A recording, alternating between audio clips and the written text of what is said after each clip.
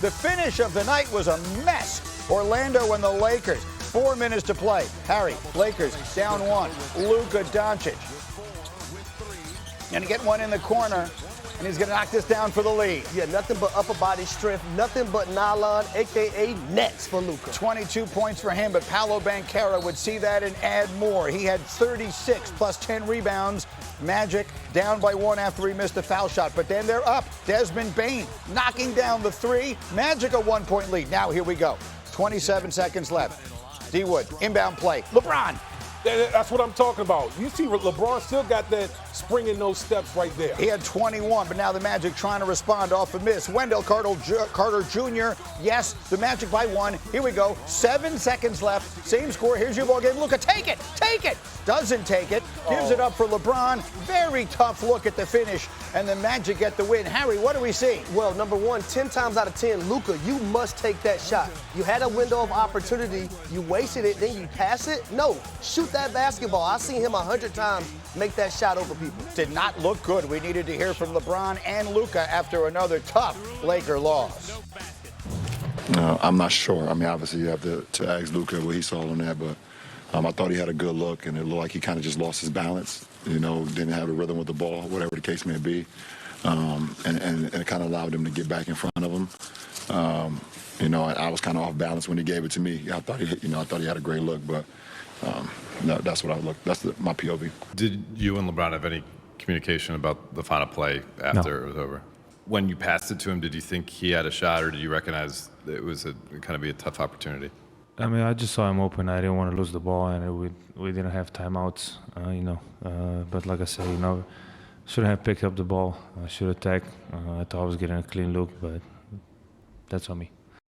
All right, so he takes it on himself. Again, I got Tim and Chiney here. Chiney, I'd ask you to X and O it, but we might need other letters to try and figure out exactly what that was. What did you see on that final play? First of all, hi, Greeny. I have missed you. It may not be X's and O's, but more so OMG, like OMG, this meltdown is not cute. For the Los Angeles Lakers, what did I see on that final play?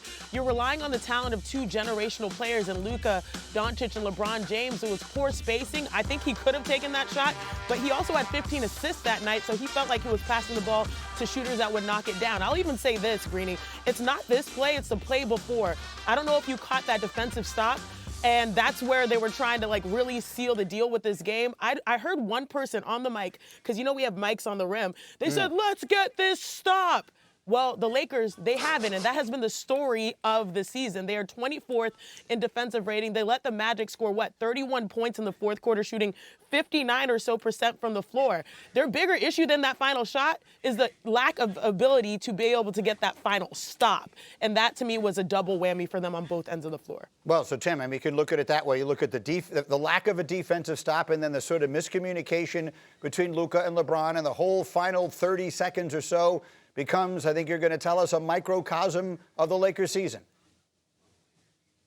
Howdy, Greeny. Look, you zoom in on that moment, and it's a shocking lack of confidence from Luka Doncic. There's a lot of reasons you can criticize Luka. A lack of confidence has very rarely been one of them. The only time I've seen Luka look that hesitant was right after the Mavericks traded for Kyrie Irving, and he was deferring too much. Obviously, they clicked the next year. They were a great closing duo. They went to the finals. This is a year removed from Luka being traded to the Lakers, and he has not developed any kind of chemistry with LeBron James. Big picture, that's the problem. LeBron and Luka are an awkward fit. They are minus 82 this year with those two guys on the floor together. That is the worst plus minus of any Lakers pair. It's one thing for them to be poor defensively. You can expect that with Luka playing next to a guy in his 40s. They are a bottom 5 offensive team with Luka and LeBron on the floor together. That tells you this is a duo that has no kind of chemistry. Tim, I wanted to show one other sequence that took place in the third quarter also, because this is something that I think a lot of people were picking up on. And we'll see Luka Doncic. He's going to not get a call, and he's going to complain about it, and that's nothing new for him. But then he doesn't get back on defense, and the Magic wind up scoring on the other end, and there's just a little bit too much of this going on. So the other thing was a microcosm. Is this a little bit of a microcosm of what we see with the whole Luka Doncic show as well? Yeah, look, Luka's had two glaring flaws throughout the course of his career, conditioning and crying. The conditioning he has made major strides in. He's crying as much as he ever has. And let me preface this by saying I got a C in a community college psychology course in the late 90s, so I'm not qualified for psychoanalysis. I did cover Luka the first 6.5 years of his career. I've talked to a lot of people who have coached him, who have played with him. What I can tell you is Luka vents his frustration at the referees.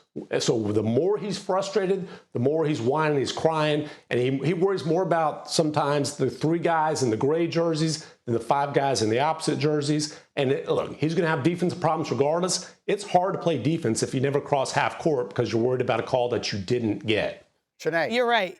And I know you know the Luka experience better than most people, Tim. The one thing that I want to push back on you is you said Luka Doncic and lack of confidence in the same sentence.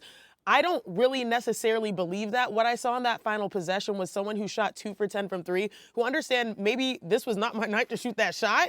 And so I'm curious, Tim, where you stand on maybe in this game he had lack of confidence because of his poor shooting from beyond the arc versus someone who's known to take over. Like the lack of spacing on that final possession to me was the bigger issue than Luka passing up the shot. Luka had a great look, and he is not a guy who worries about a shot that he's missed before, right? I mean, the cojones have never been in question.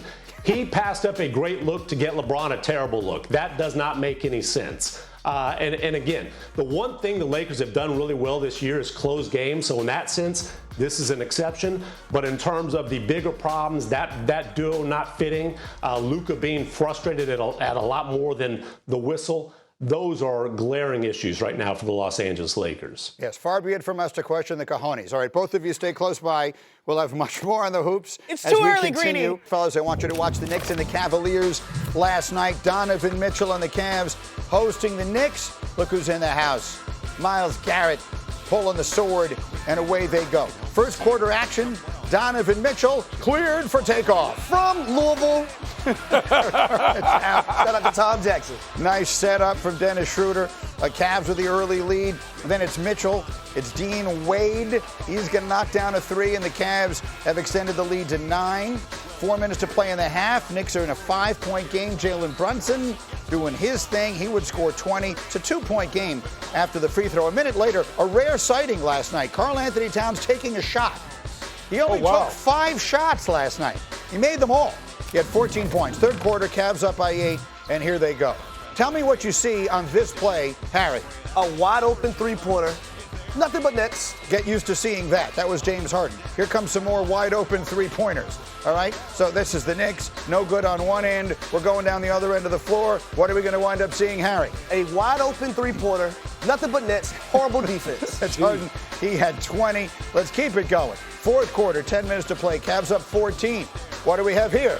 A wide open three-pointer, nothing but nets, horrible defense again by the Knicks. Donovan Mitchell would score 23. Give me one more for good measure. A wide open three-pointer, OG Anunoby, who's supposed to be their best defender, not closing out quick enough. Nothing but nets. Cavs win it, going away. Winning against good competition has been difficult for the Knicks this year. They're 4-5 against the Cavs, Celtics, and Pistons. 3 of those losses have come against the Pistons. Those are 3 of the 4 top teams in the conference along with the Knicks. It's been such a roller coaster of a season for New York so far. And again, Chiney and Tim MacMahon are with us doing the hoops here this morning. We got a lot of Knicks fans who are very frustrated in this building today. Chiney, from all the way on the other coast, can you explain to them why this team has been so inconsistent? Let me tell you, to go from the excitement of witnessing what happened last year in the Garden to where the Knicks are right now, I would never want to be a Knicks fan, respectfully. 2 teams, Knicks, Clippers, they give me a headache, they give me heartburn, and I'm glad I'm sticking with my Houston Rockets. Okay, now that we've got that out of the way.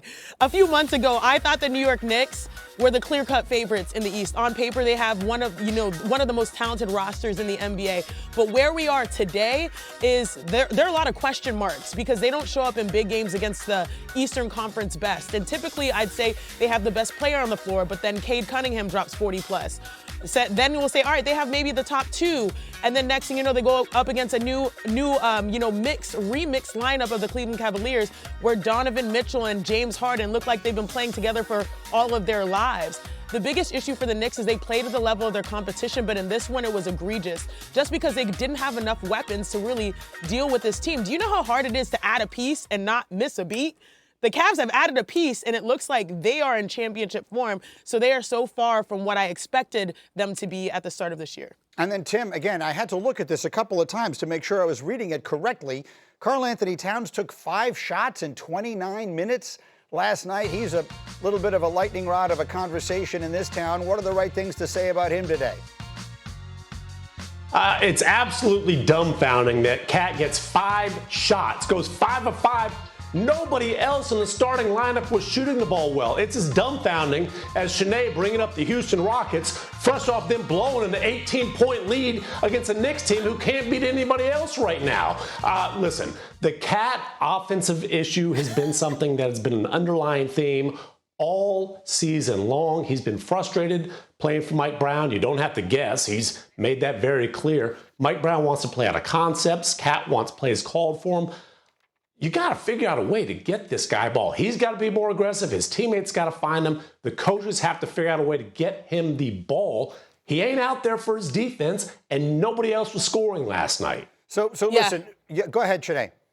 What makes this more egregious, Greeny, is the fact that sometimes when it's not your night, when Bridges and Brunson go 12 for 36 from the floor, when you're shooting 27% from 3, you'd be like, oh, let's rely on the big man. And that guy only has 5 shots. Now, last week, I was actually wondering to myself as a player, how would I respond to a system that's not designed for me to be great?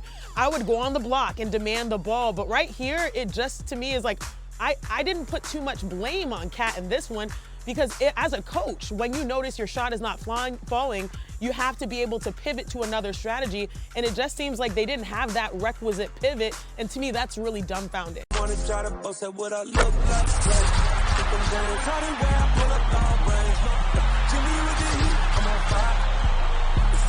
on ESPN.